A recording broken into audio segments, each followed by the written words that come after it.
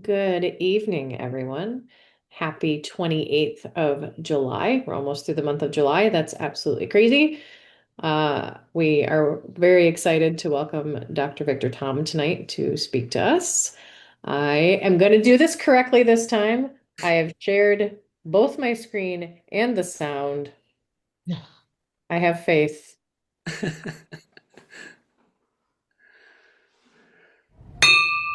Wow. Yeah, It worked. I Good got job. it. There, but I have no other tricks up my sleeve. That is the only trick I have. So, welcome Very everybody. cool. I would like to open the floor to any happy bucks. Oh, nothing. I don't know. Let's see. I'll I'll do start. mine when I introduce Victor, okay? Sounds good. George, you came off mute. What do you got? I'm unmuted now.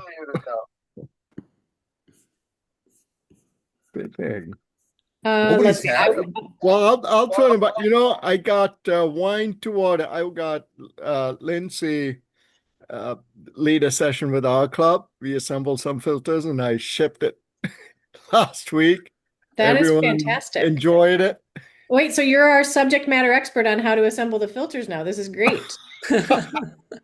So for context, for a couple people who are maybe aren't familiar, we're going to be also doing a filter build with Wine to Water in September. What we're going to have them do is ship them to us individually and put them together on a virtual Rotary meeting. And then I'll plug the fundraiser for that is coming up on the 25th of August, which is our virtual wine tasting, which I will get the email out tonight. I got everything all together. And Mike's going to be doing a history of the world through four glasses of wine, and he put together a really good program. So I'm really glad you guys got to do that, George. That's fantastic. Yeah. Yeah, that worked out really well. Good. Yeah, I Yeah. had a really great conversation with Lindsay the other day. Ward, good to see you. All right, we'll all send good vibes because my daughter applied to a couple of jobs up here in the DC area that are actually in sports. So we'll see if any of those pan. And I I'm thought you wanted to move to Huntsville. well, eventually, but I just want her to get a job at this point. Um, So on the Huntsville note, my last day at my previous job was Friday. My happy buck is that I'm leaving tomorrow night to go see my daughter down in Florida. Then I'm going to go on a cruise, and then I'm going to buckle down and start that job at Amazon on the 10th of August. So Oh, I have Well, we're gonna enjoyed ride. I've We're enjoyed gonna spending time with all of you. we're gonna go ride on your first weekend back, huh? I was going to say, I think you're coming down, right? That's perfect. Yeah. Perfect, perfect. Actually, that'll be my other happy buck. I'm happy that I've got a motorcycle ride planned, and I'm gonna meet up with Amanda over in Gettysburg, and we're gonna start there, and then I'm gonna follow her home, and then I'm gonna keep going south for a week or so. uh, Gettysburg is where one of our other associate members lives, and he's gotten to an age where he's not going to do the long trips. He and I usually do a long one every summer, and he's just sent me a message last a week ago that says he just can't do it anymore. So You know, we're gonna go see him, he and and I he do the happens to own Wordle. a winery. Oh Yeah, my nope. God. it's not the worst. He and I do the Wordle every morning and send it back and forth to each other. And I always know when he's traveling because he'll send it to me at like 4 o'clock in the afternoon. I'm like, where are you? So he sent it to me at 6 o'clock 2 days ago, 6 p.m. 2 days ago. Where are you? And he said, I'm in Basel. I was like, Switzerland? So, so he won't be on tonight because he's in Switzerland. Nope. Jerry, I was thinking, no, go Deb, ahead. now that you're on the western side of the continental divide, we need to do something to organize some rights on this side. That that was going to be our plan with John before we were going to do Route 66 and come see you. And yeah, that's what fell apart. So, I haven't given up and doing that yet this year, but right now we were going to be coming down that way in August, but now it's going to be otherwise. Well, let me know your plan. Maybe I will see you at the beginning of Route 66 and ride with you back home. Oh, start up in Chicago? That'd be awesome. All right. I'll hold you to that one. We're gonna need lots of updates if you guys are gonna ride all the way from Chicago to And Sacramento. and when I was in Taiwan, and actually on the same trip that I was with Victor, there's a couple people from the Rotary Club of Route 66 out there in Oh, Arizona. Yeah, and I've got an invite for us to go visit their club. So where were they located? In there, I exactly don't where? know. It's right off of Route 66. Yeah. That's all I Okay. know. And they were delightful people, so that's good. Anywhere from Santa Monica to Chicago.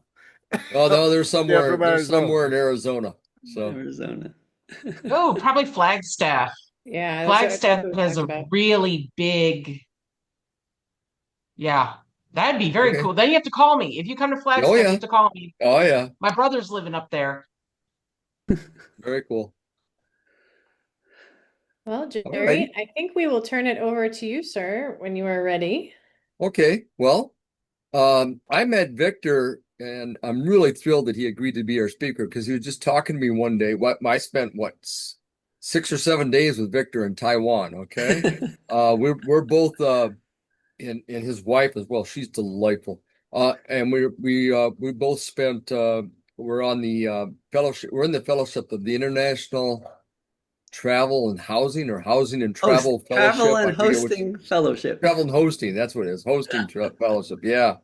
And so I went with that group this time on their post convention trip and now have 72 new best friends. And we had an absolute awesome time. And I spent a fair amount of my time with Victor and Sue-Wen. Yep. Sorry. Anyway, because they were on the same bus as I was, of the two buses, and we were seated relatively close to each other. So we chatted an awful lot. And so he told me about this talk that he does and enjoys, and I'm like, God, that'd be fun. So I asked him if he'd do it for our club sometime, and he said sure. And so I asked him for tonight. And so I am very pleased to present to you past district governor Victor Tom from up in Massachusetts way. Victor. Thank you. So I'm going to start sharing and share sound. There. Okay.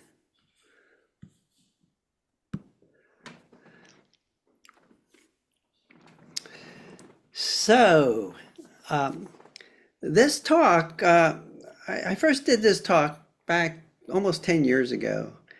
I was talking to one of my fellow MIT classmates from Cooperstown. He lived in Cooperstown. And he said, "Oh, why don't you come down and talk and give us a talk about this interesting baseball project that you worked on?" And so I did. I put together this my first version of this talk in Rotary Club of Cooperstown. And if you ever get the opportunity to go to Cooperstown on your motorcycle treks, it's a great club. They have over 100 members. And Cooperstown is only about 2,000 people in the whole village. But everybody in the know is part of this Rotary Club. So it's a great place. And it turned out that the two directors of the Hall of Fame were also members of the club. They heard this talk and they invited Sue-Wen and I back so that we could give the talk at the Hall of Fame. And since then, I've given this talk many times, from California to the East Coast, all the way to the UK, where I had to preface it with a little bit of cricket. Said baseball's not like cricket. So anyway, so when I graduated back in 81 with my doctorate, I joined Atlantic Aerospace, and that was founded by some former directors of DARPA and my MIT professor, Al Oppenheim. And we focus on some of the hardest defense problems at that current time. And things like the stealth fighter and the B-2 bomber, they were just in the development stage. And so our little company of about 25 people, 2/3 were involved in the stealth technology, and my third was involved with, well, how do you detect and track the difficult things? So that was so we worked on some of the hardest problems of detection and tracking. So that was defense work. So what am I doing in sports? So in 1992, Dr. Bill Koch, a graduate of MIT, his thesis and PhD in hydrodynamics. So hydrodynamics means he could build the fastest boats. And everybody wanted his boat, but they didn't want him to navigate it or steer it or captain it. But Bill Koch was a really good amateur sailor.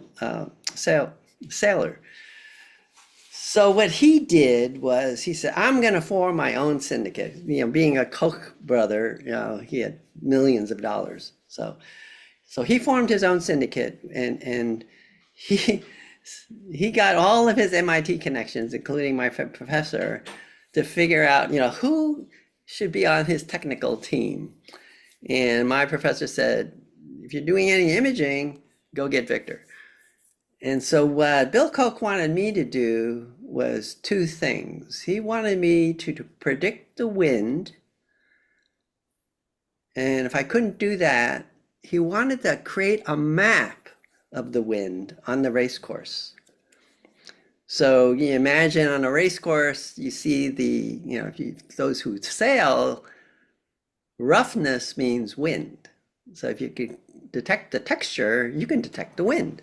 So that's what I do using computers. You know, using cameras, I look out on the surface of the water and look for the rough spots. So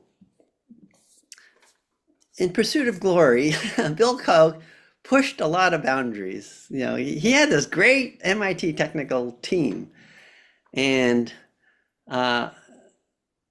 so he tried every leverage he could get.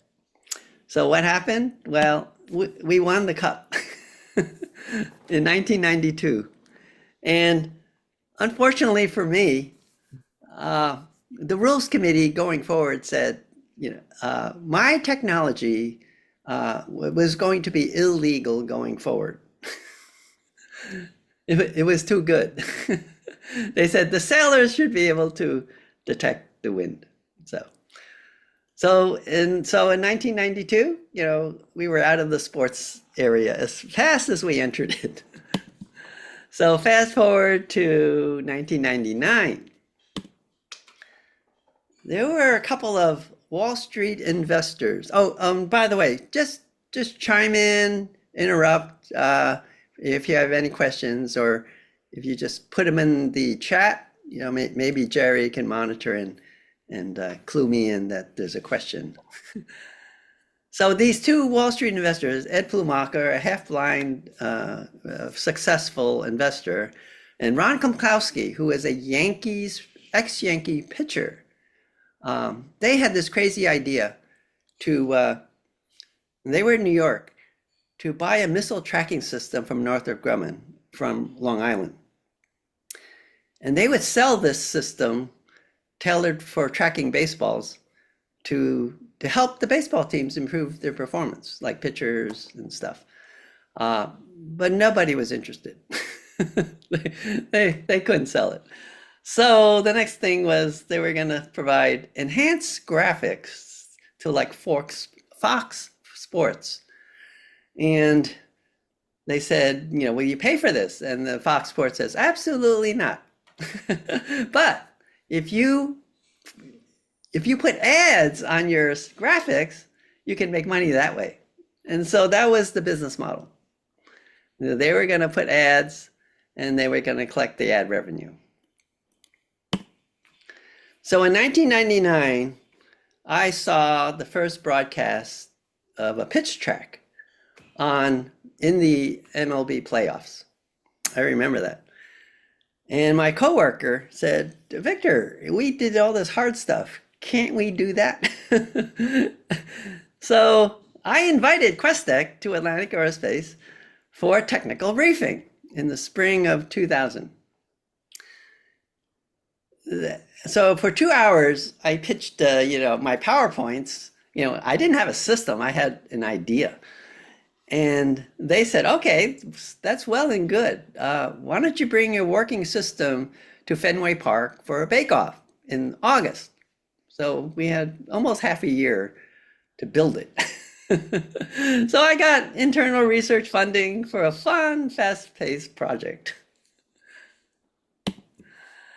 What we didn't know was that the Questec tracking system was very limited. Remember, they bought this missile tracking system for defense. And so, when you think of defense, you think of older hardware because it takes forever to get something validated. And they had specialized electronics, so it was very expensive. So what we did was we got the best PC we could get off the shelf, and we had my algorithms coded efficiently and the best software. So we brought that system to Fenway Park in the August of 2000. We turned our system on and then fired pitches with a pitch machine at home plate. And our system was up in the control room. We were down on the field, and they said, don't you have to operate it? No, I said, no, it's totally automatic. So we just kept firing pitches, and the system kept track of everything. So they were so impressed with our system, they never turned on their own system. We got the contract to build the next generation pitch tracker.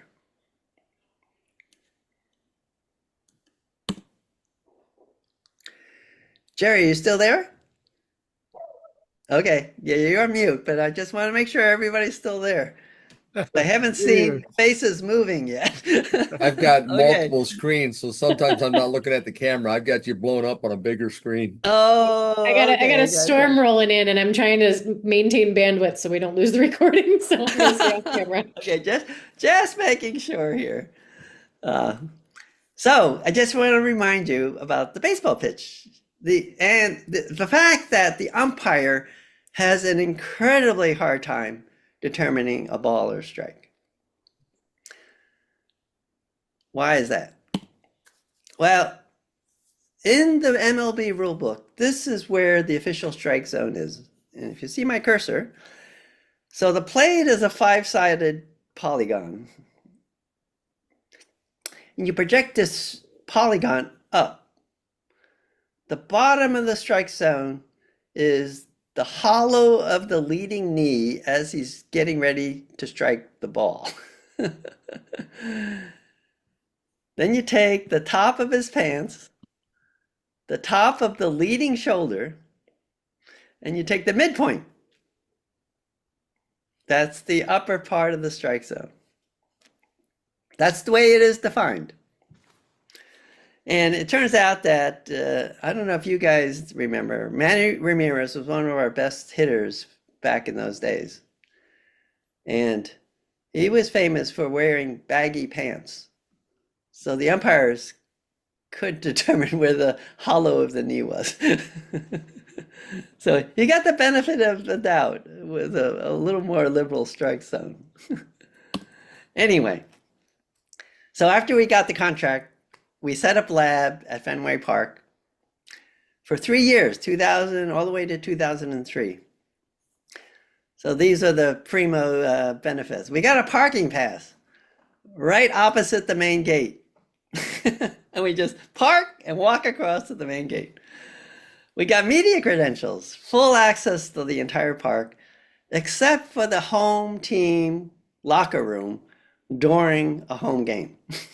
Otherwise, we could just wander in. Our lab was in the main control room, and we had lots of free games. So this is the control room back then, and I'm taking the picture from the back wall. So the main operator is here. He controls all the signs in the ballpark. The organist is up here, and the owner's box is right next door.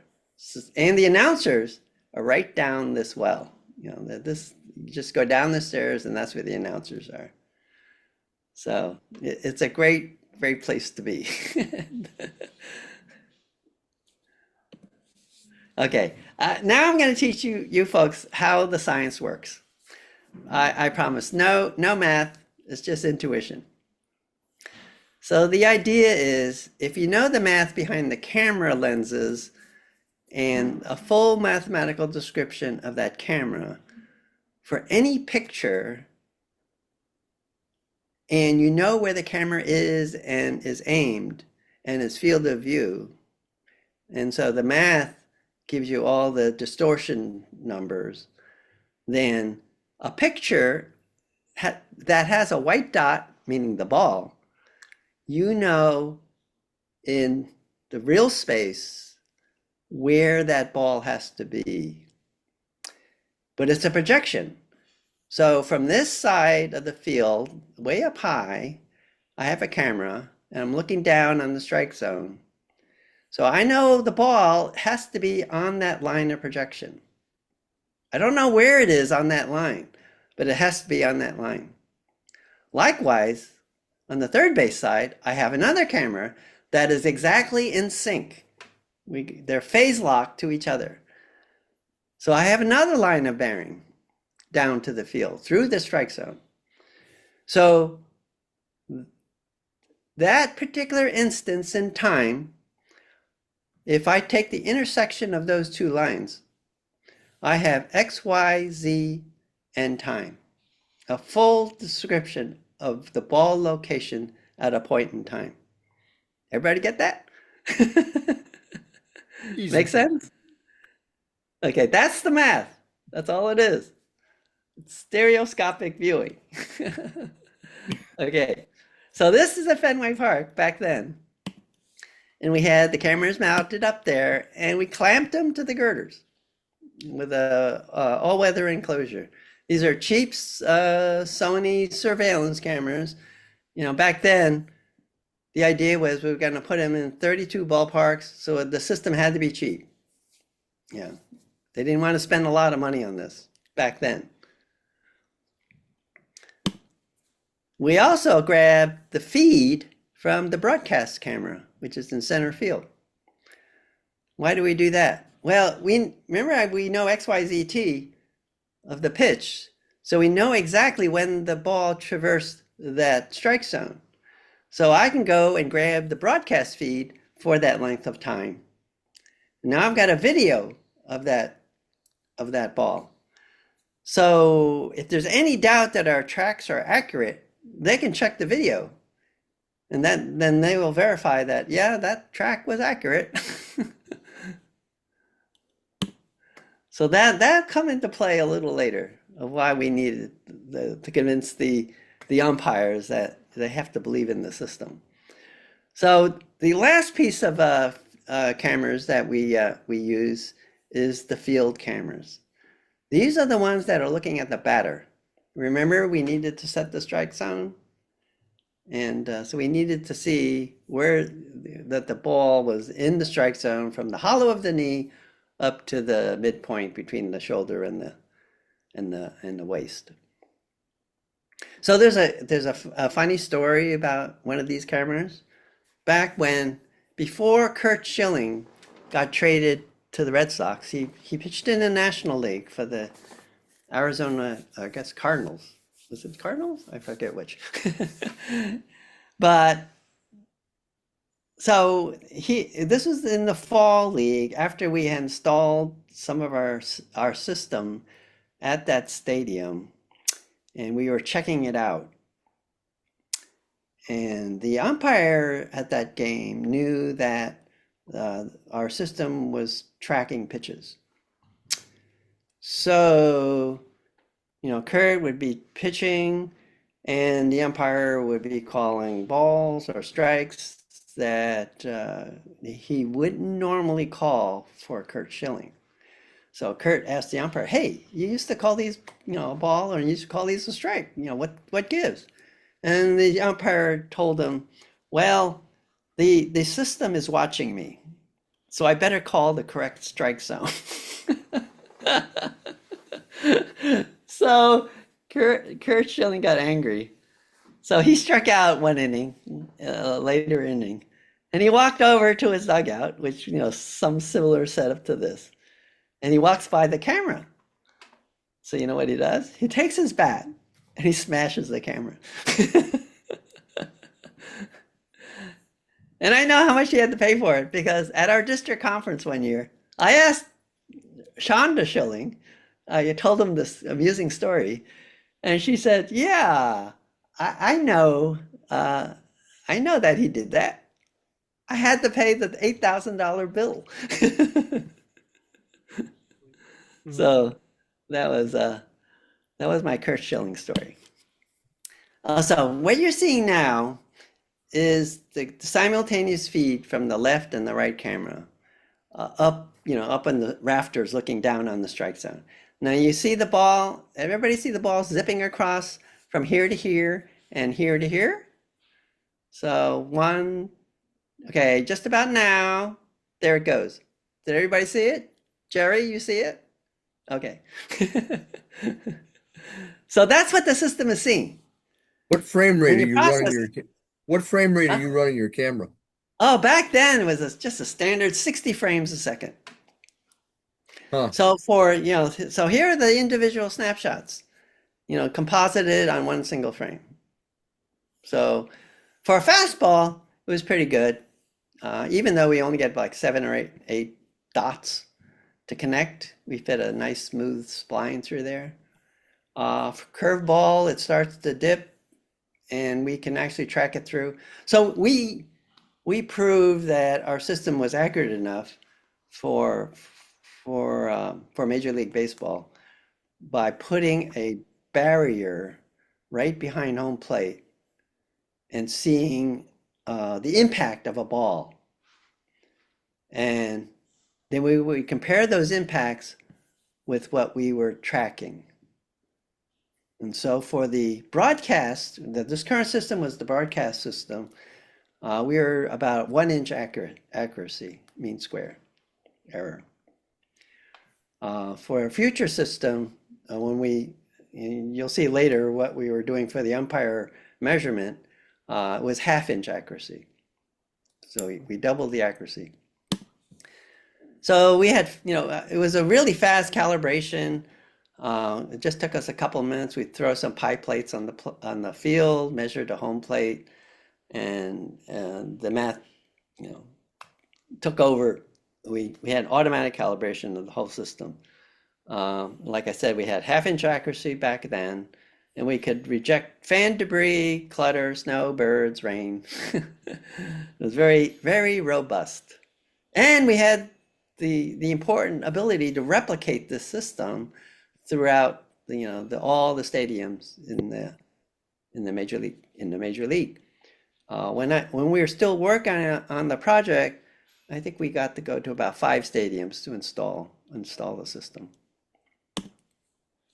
So this is an early broadcast sample, Fenway Park, and it shows what we put on the air on Fox Sports. Now, this is MLB.com game day for any games that you want to watch on your cable or whatever. But if you're a real connoisseur of baseball, you ought to also have on your laptop while watching your game on the big TV all this information, which is free. You can get any game and just watch it on game day. And here you can see all the pitches in their tracks. And if you mouse over, I can't do it here, but when you mouse over, it'll tell you the speed of the pitch and the break. So it was a really cool game between Pedro Martinez pitching for the Boston Red Sox and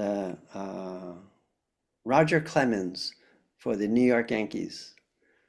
And they were just striking everybody out for about 7 innings. They were just going bananas. And when we put up these plots, everybody was interested in what was going on. For Pedro, he was hitting the three corners or four corners. Actually, yeah, the inside corner, this corner, and this corner. And his little error ball was very narrow. He was a pinpoint pitcher and pitching about 94 and a half miles per hour. And he was striking everybody out. Roger Clemens had a little more heat. He was going 96. And his scatter plot was much bigger. But he was still striking people out because his speed was a little faster. So I think the Red Sox eventually won that game in late innings. But that was a lot of fun. Whoop. Okay. What happened in the year 2000? The whole business collapsed. You know, the ad revenue for putting up our graphics. We were even doing the tennis pro circuit, you know, for tracking serves on tennis for the tennis pros. And we used to get ad revenue from Mercedes-Benz, you know, the big spenders. But that whole business collapsed in 2000. You know, .com bust. So I thought we were out of business again. So Major League Baseball came to our rescue. So what happened? They said, hey, we really like your system. Can you give us a half-inch accuracy and compile all the pitching data for us? So we were asked to compile the umpire calls, the graphical trajectories, the broadcast snippet, and whether the umpires agreed with the system or not. And the umpires were given, after the game, 20 minutes after a game, they would come up to our booth and get a CD with all of this data so they can go back to their hotel room and review their performance and hopefully get better. So the goal by Major League Baseball was to reestablish the correct strike zone and uniformity in the American League and the National League. So then the umpires would actually rotate between the two leagues as well. So what happened? Well, MLB stopped using it for training without our knowledge, and they started using it for grading. So the umpires would get postseason assignments based on their grades. They want the best umpires for the postseasons, the playoffs, and the World Series. So sometimes the best umpires aren't the oldest umpires. In fact, some of the older umpires were not very good. So the union sued. They sued Major League Baseball. They sued our company. They sued everybody they could think of. And what happened? Well, even my boss he attended the court proceedings. So the umpires union got Professor Adair from Yale University to come testify for the umpires. And they hoped that he would say that given the umpires' livelihood, I mean, you know, you're going to get, if you get a postseason assignment, you double your salary for the whole year. That's how important it is to them. So, but Professor Adair and they were hoping he would say the system wasn't accurate to really gauge, to affect the umpire's livelihood. You know, was a big mistake. So Professor Adair, the honest professor that he is, you know, he gets up on the stand and he says, you know, Your Honor, for the price of their system, remember we were on the cheap for this. For the price of their system, It's amazingly accurate. The judge threw out the case based on his testimony. So Major League Baseball said to the umpire union, said, look, if you don't like this objective way to grade you, come up with a better way. They couldn't. So they finally compromised. They said they'll accept the grades from the umpire information system with a caveat. If it's a B or better, they'll take the grade. If it's less, they can go to secondary criteria. I never learned what the secondary criteria were. I suspect it was longevity. But anyway, epilogue, our research work ended in 2003. We had proven out the system, that it was accurate and they could replicate it. In fact, I forget the company in New Jersey took it over and they finished replicating it throughout the 32 ballparks. And then they, over the years, this is 20 years ago, 25 years ago. Over the years, they've improved it. They're using higher speed cameras. They're using radar to augment. So every time you do that, add more technology and accuracy, you improve that ½ inch. I don't know what it is down, but I suspect it's less than a ½ inch accuracy now. So, but in 2003, that's when the Red Sox lost because they left Pedro Martinez in too long against the Yankees in the playoffs. So that was a heartbreaker. But in 2004, the MLB remembered our technology team and they made available to us a pair of tickets at cost for every home playoff game and every World Series game at Fenway. So I got to see the infamous Game 4 when Robert stole second base to prolong the game. And I got to see Curt Schilling warming up in the outfield against the St. Louis Cardinals with the bloody sock and win that game. So that was when we finally broke the curse. And so those were happy times in Boston. So this snippet, I'm about to play you a snippet. This is actually during spring training, and they now have a system, and in principles, it's basically, what we developed, and they really leveraged that technology. And you'll see how they use it. Well, let me preface this. Last year, in fact, for the last 3 years, they've been evaluating the system for 2 applications. One, the home plate umpire does not call balls and strikes. It is totally automated. So when a batter strikes out, he's got nobody to complain to. Very frustrating for the batters. The other way they implemented it was each team, and it has to be, would get 2 challenges. If they win the challenge, they keep two challenges still. If they lose 1 challenge. And then if they lose the second challenge, they're out of challenges. The only people who can challenge are the pitcher, the catcher on one team, or the batter on the other team. Those are the only 3 people who can challenge.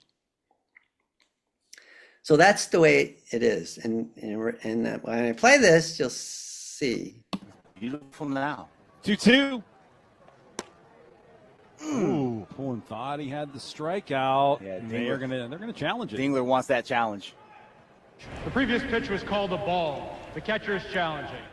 So we will see, and that's a strike. Yes, sir. So they win the challenge, the strike zone. And Pullen retires all 3 batters that he faces. So did everybody hear that? Jerry, you hear it? Okay. So that's it. I'll stop sharing. Take any questions. That's really awesome. Thank you very much for sharing I have a question about data rights. So did you retain any of the rights to the raw data when you were doing this project? No, we didn't retain data rights for the technology because it was a contract by MLB.com. They funded us to do the research Gotcha. as a contractor. And so we were just happy to do it just to get back into. I will say one of my favorite things is to use things for unintended purposes. So I love that Right. this all came from from using missile tracking technology. It usually goes the other way, right? Generally in the defense space, we're lagging a bit, and so generally it's somebody says, "Hey, my kids robotics team's been doing this for 5 years. You guys should probably do it." So it's nice to see it go the other way. Yeah. Yeah, I'm always looking for ways to take a solution to one problem and apply it to another. Many years ago, Victor, this might have been still no, this I was past being a captain. I guess I was working on my own for the company I've worked for 20 some years, and I developed a way of mainly I was dealing with crash cars, and I did a lot of this actually back when General Motors was being sued for quote unquote exploding gas tanks. But I had what was called a sonic digitizer, and it used a similar type of mathematics, except I used three speakers or three microphones picking up the sound and intercepting the intercept Oh, between the three, sure. and I could actually measure behind things by because what I was doing was picking up two little sparks on the end of a gun, and then I would project the vector down to a point off those Yeah. sparks in line, and so I Yeah. could do some really cool stuff with that. NASCAR got wind of it and tried to get me involved with their measurements on their system on their cars. They did not want to pay anything. They wanted to be able to put up a little poster on the side of the arena on the track for my time. I said, yeah, that was not going to happen, So, yeah, the ad space. No, that wasn't going to work for what I was doing. Yeah. So when we did the America's Cup, that was Bill Cup paid us very well, and he paid us much faster than the U.S. government for defense work. So our boss loved the fact that I would say how many hours our team worked on it, send it, we get a check right back. I was just going to say the bar is fairly low, Victor, for paying faster than the U.S. government for contractors. And you got to work for lawyers. There's nothing slower than lawyers working for PIN. No, And but most of I my love clients working are there. lawyers. Are you still obviously retired? I'm seeing you're retired from the defense contracting space. Do you do any consulting in that space still? Are you still active? No, no. I Congratulations. consult for MIT students who are working on problems helping underdeveloped countries. That's awesome. I love that you're able to focus on that. That's great. Yeah, Sue-Wen and I have established this great relationship with MIT because we're both alumni and we've been volunteers for ever since we graduated, basically. Uh, so MIT knows us as the link to Rotary. Rotary knows us as the link to MIT. Very cool. So yeah. So so our that scholarship that we just funded is a Rotary scholarship, but it's helping MIT students. That's really cool. Too fun. Yeah. Now There's so much data in your presentation. I've got a million questions, but Being the true engineer, I'm sitting here thinking, how can I make his program better with the technologies I use in crash testing? We were No, doing when thousand you frame a second cameras. So I've got actually I did something, I don't know, it was 100 or 200 frame a second camera, but I've got a lightning strike on a golf course. Covered 5 frames. That's how fast that lightning strike occurred. And so it's kind of Wow. cool to capture. It's hard to capture something like that, but it's pretty cool. Wow. Yeah, that's pretty cool. the Yeah, so interesting. Sorry, go ahead.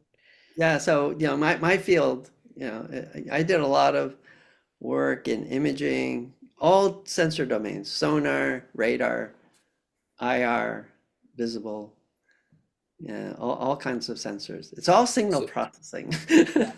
so you understand the eye tracking in my truck? I've got Blue Cruise in my Ford pickup truck, and Yeah.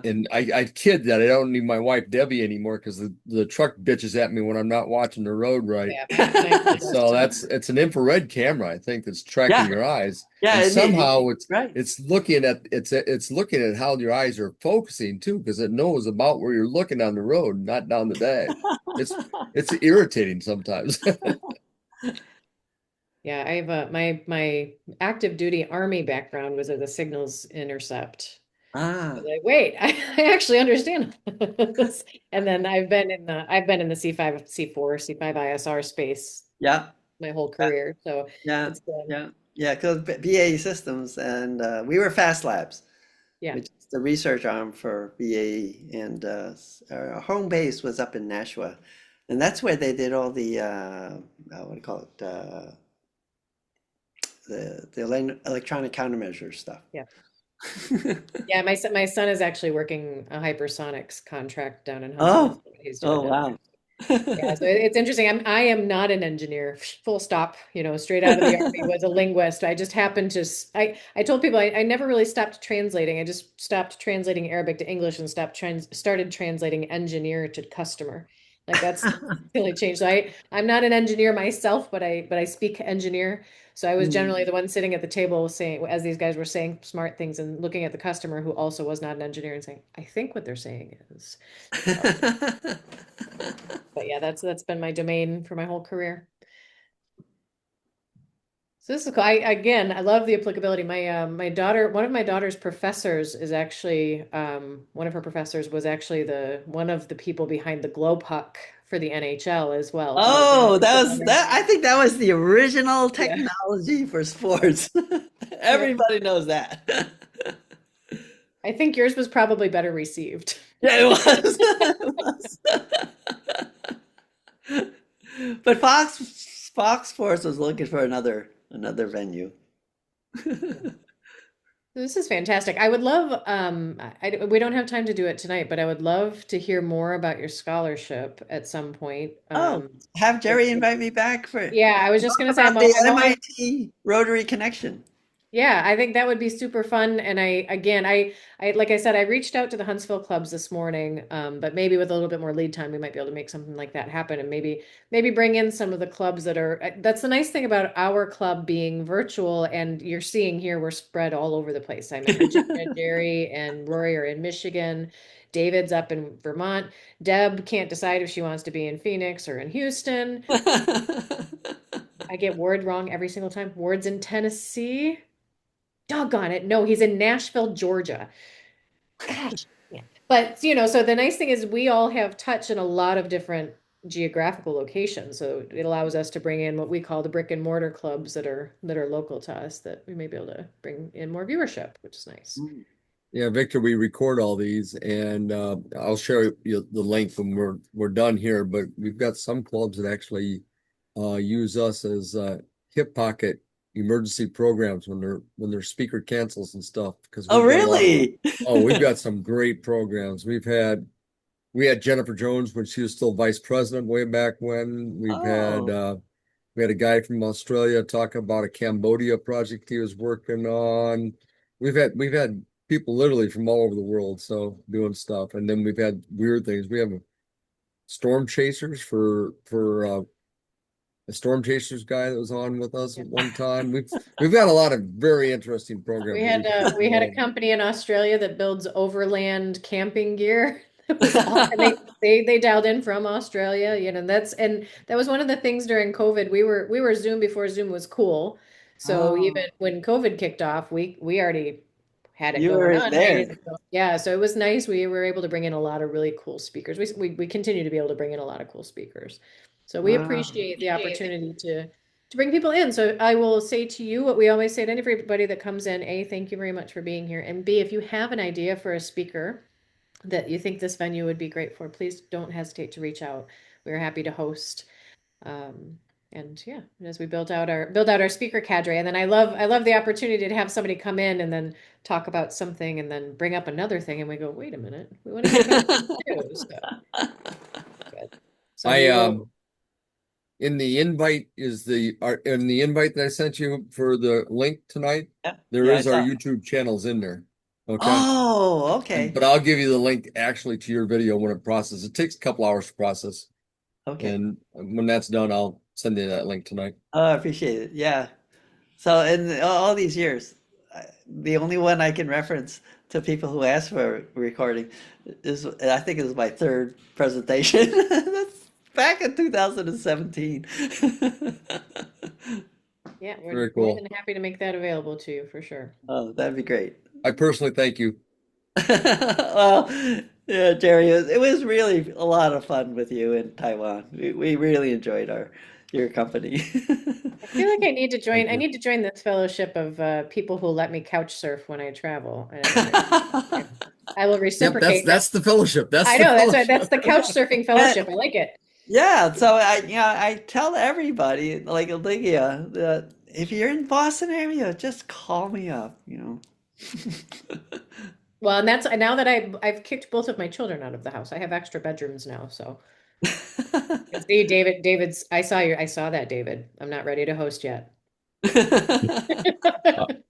We're working on it. I have I to saw work it. I saw it. I know. We're one of the I am presentations. always happy to temporarily host if kids want to come down and go see DC. I will tourist them all over DC, no problems.